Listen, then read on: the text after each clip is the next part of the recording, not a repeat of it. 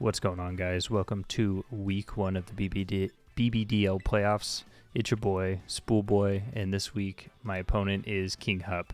Now, this is a rematch from week 5, so if you haven't already seen that, make sure you go and check that one out. I will leave a info card in the video just to link you straight to that match if you haven't seen it. And if you haven't, please go back and watch it. It was a really good, close game. So yeah, coming into this, despite my best efforts, we somehow still made playoffs. I didn't play well in those last few weeks, but somehow we still made it in as the 6th seed. The 6th seed is the lowest seed, so we're going up against the 3rd seed. And if we win this, then we will go up against the 1st seed in 9 Limes, who we actually played week 2. So if we do win this, we're going to get another rematch. And yeah, just kind of coming into this hoping for the best. Really, I haven't played all that well, so I kind of took a little bit more time to prep and make some adjustments. Now, in our first meeting, we did beat Kinghupp, and it was very, very close. His jump left gave us a lot of trouble. So this time around, I made sure that my Noivern is not modest nature and is instead the timid nature. So that way we do outspeed the jump buff and we can possibly taunt it before it's able to get off its all of its sleep powders on us. The Dragonite also gave us a huge issue, and I kind of chalked that one up to me just leaving it on the field for too long, even though it was burned. And the burn honestly didn't really make much of a difference because it felt like that thing was still doing a million damage.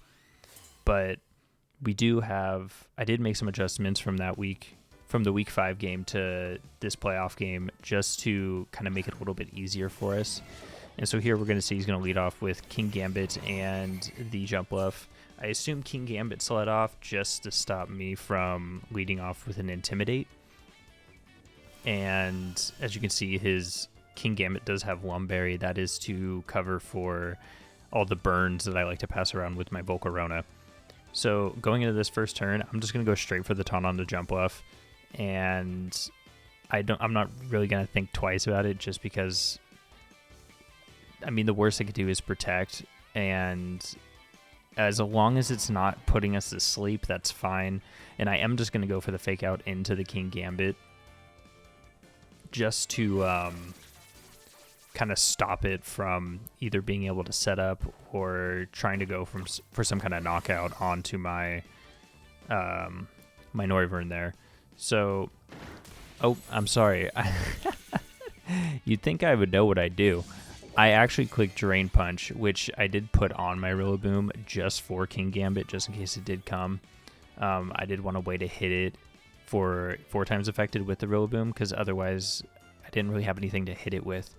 So I did bring Drain Punch just for that reason, and we do quite a bit of damage to it. And since Rillaboom is a grass type, we are immune to the Rage Powder, so we don't have to worry about that there. He does get off a +2 Sucker Punch on us, though, which is going to do a ton of damage, taking us down to doing 150 damage, and then luckily our Citrus Berry pops up, and so we go back over half, and we do get the Tailwind up here.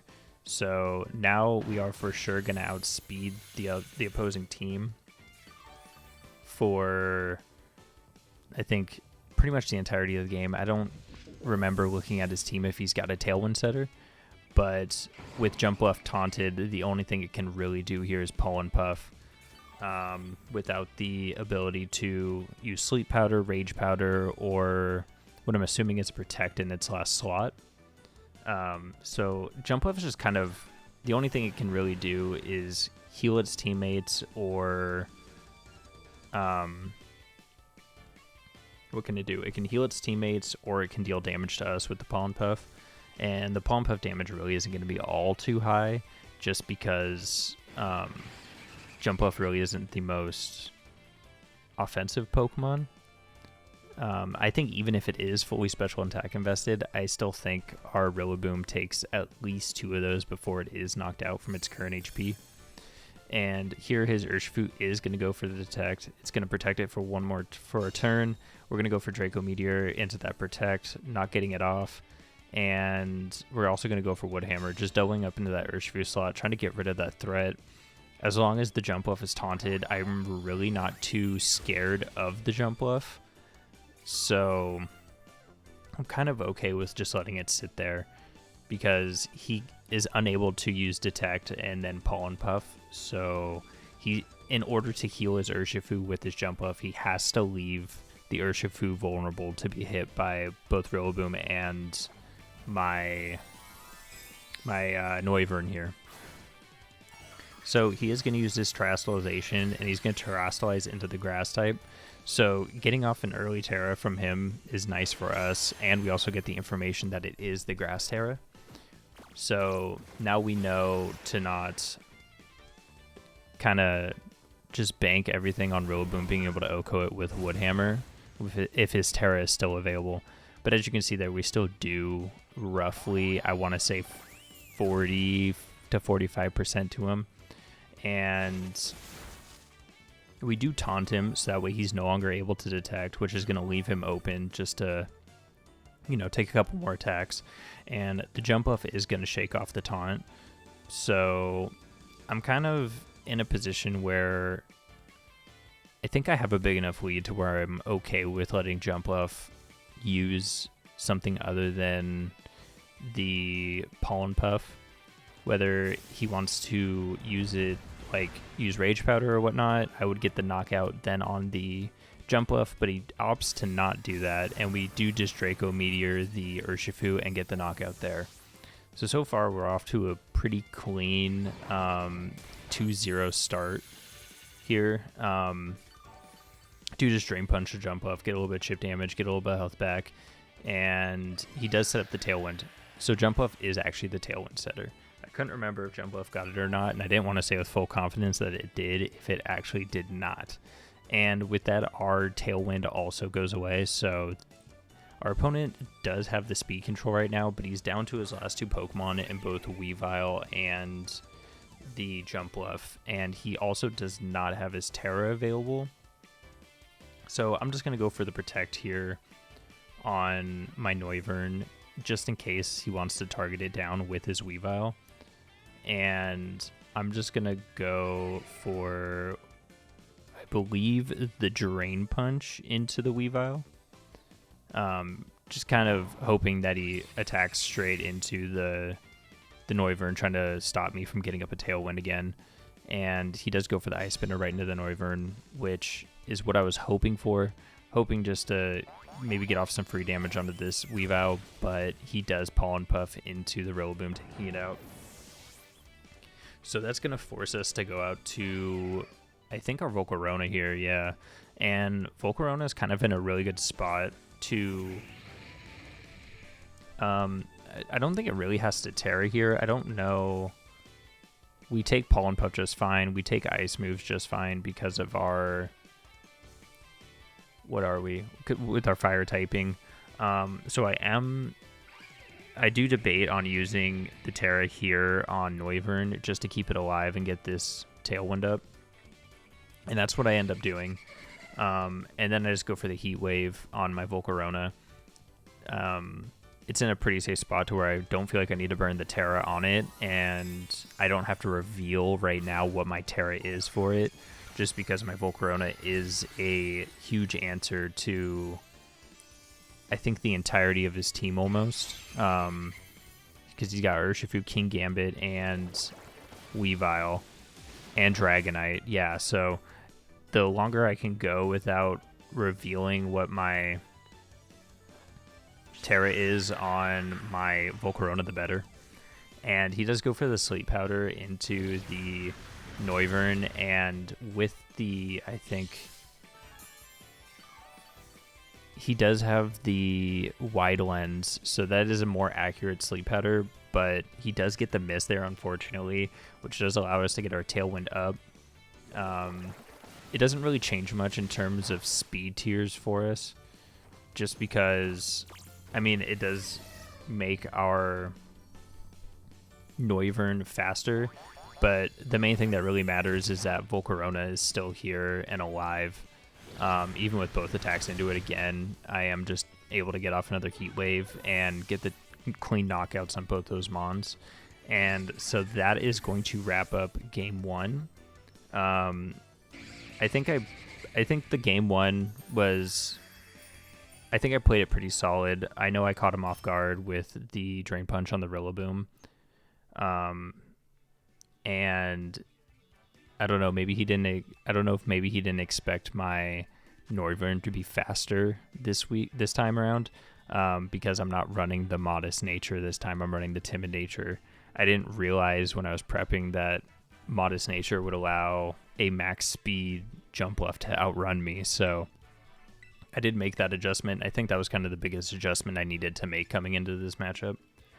So for this one, I'm thinking I kind of like the team that I brought, but when I'm up a game in game 2, I do like to try and mix it up just a little bit, just to kind of give my opponent a different look and also see if maybe there's a Mon I left behind that could do a little bit better. And so as you can see, I do have my Hariyama locked in here. I do plan on bringing Hariyama into this game just because my Hariyama is... It doesn't look too bad into the opposing team, and with a Guts boosted Drain Punch, I'm going to be able to hit just about everything on his team minus the Enamorous. I'm not really too worried about hitting the Jump Bluff super hard, and I do have an answer for the Dragonite on my team as well. So I do feel okay leading off with the Hariyama. And so we're going to get a Frisk here. We're going to see that he's got Lumberry and Weakness Policy on the Dragonite. So with the Weakness Policy, that leads me to believe that he is multi-scale. So I am just going to go for the Fake Out into that slot to get rid of that multi-scale as quick as possible, because I don't want to have to deal with that, and I don't want to proc the Weakness Policy and kind of give him a free attack. Or, I'm sorry, not a free attack, but free stat boost to go along with his free attack. So he is going to Terra turn 1 here. He's going to Terra his King Gambit into a flying type, probably worrying about a turn 1 Drain Punch again into that slot. But we are just going to Fake Out the Dragonite. We're going to break that multi-scale, and he is going to Sucker Punch the Noivern, which does well over half to it, but we are Choice Scarfed, so... I'm sorry, we are Focus Sashed, so luckily that wouldn't have one-hit knocked out anyway. And we do get the knockout with the Draco Meteor there. So that, once again, kind of leads me to suspect that it was multi-scale. And if he were to take a Draco Meteor without Fake Out, he would have been fine. So here, there's no Tailwind up or anything. I'm just going to go straight for the taunt into the Jump Bluff again. And we don't have to worry about Sucker Punch from King Gambit this turn because we are not attacking. So I'm just going to get my taunt off here so we don't have to worry about their Tailwind or their Sleep Powder. And then I'm just going to go for an attack straight into the King Gambit with my Hariyama. He does take out Noivern, which is okay. Noivern's kind of done its job for this game. With the taunt down on the Jump Bluff, I don't feel like I really need Noivern around anymore. So I'm just going to go straight out into Volcarona here. Now, with Volcarona out here, I am feeling pretty confident. I'm in a pretty good spot, I want to say. I'm just going to Will-Wisp the King Gambit. It's no longer got that Lumberry, so I don't have to worry about that anymore. And I am going to use my Terra on it just to avoid any super effective damage that might want to come out with a Terra Blast from the King Gambit. If he wants to Terra Blast the Hariyama, that's okay. I still have Gyarados in the back. I'm not really too worried about it. And he does swap out the Jump Bluff there. And brings the Weavile out once more. which I'm surprised he brought the Weavile into game 2. I didn't think the Weavile really did much in game 1. But he did decide to bring it here again, so we are just going to use our Terra Water there and go for our Will-O-Wisp. He does Sucker Punch, and I assumed he Sucker Punched into our... It had to have been our Volcarona there, because our Hariyama did attack. So we do get the Will-O-Wisp off, and we do get the burn onto the Kingambit, getting rid of its... or cutting its attack in half, and we do knock the Choice Band off of the Weavile. And then the Weavile does pickpocket our Flame Orb, which is going to burn the Weavile. So now, both of his physical mons that he's got left are both, they're both burned, and so he doesn't really have a whole lot of damage left, so I'm just going to go for the knockouts here.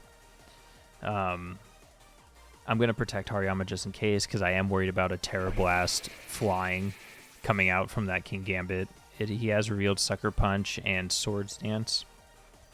He's going to Sucker again once more, but because of Rage Powder, we don't have to worry about taking that hit. And then he does go for the Poison Jab into the Volcarona.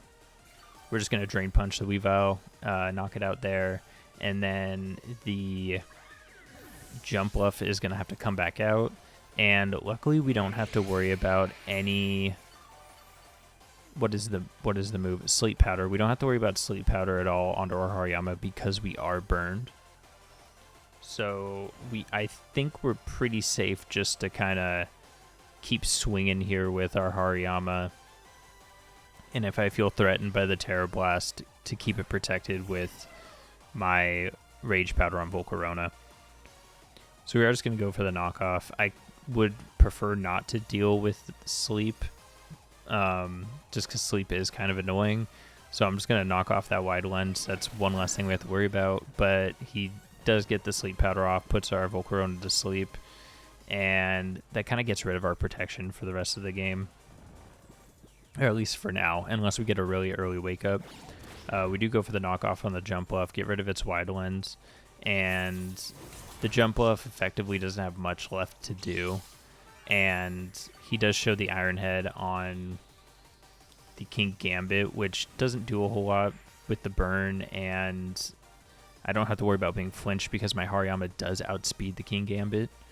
So, I actually don't know the speed tiers off the top of my head. If Kingambit is naturally slower than Hariyama, or if maybe he thought I was going to bring Trick Room, because I do have a Trick Room mode with my Farigiraf. And there we do get the first turn Wake Up. And the Heat Wave's going to hit both and knock out the Jump Bluff. I got pretty lucky with the first turn Wake Up. And we're just going to go for the knockoff in the Kingambit and just take the knockout there. And so that is going to do it for our week 1. With our win here, we are going to go up against 9 Limes, who is the first seed. We'll play him in week 2. And yeah, I just want to say good game to my opponent. We did play twice, and I think I made the adjustments I needed to make in order to win once more. But your team was still a very scary team and very hard to play against. So good games. And yeah, I hope you look forward to next week.